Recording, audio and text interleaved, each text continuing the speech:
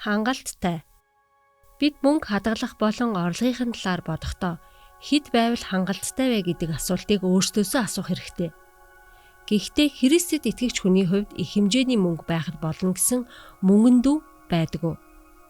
Өнөөдөр бидний амьдарч байгаа Монгол улсын өрхийн жилийн дундаж орлогоос 10 дахин илүү хөрөнгөтэй бол хангалттай юу?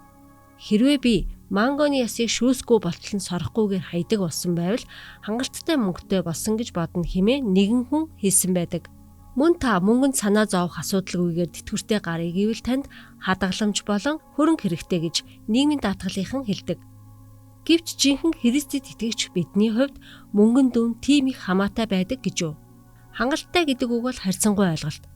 Христийн дагалдагчдын хувьд хэд байвал хангалттай вэ гэдэг үг биш. Харин эзэн бид хоёрын харилцаа хангалттай гүнзгий хэмжээнд байхын төлөө би хичээж байгаа юу гэдэг асуулт хамгийн чухал. Та ямар байгаа вэ? Та эзэнтэй гүнзгий харилцаа тогтоохоор хичээж байгаа юу?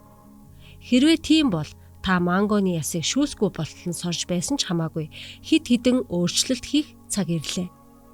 Таны анхаарлыг юу Бурханаас холдуулж байна? Тэр зүйлийг харуулж өгөхийг Бурханаас гуйн залбираарай.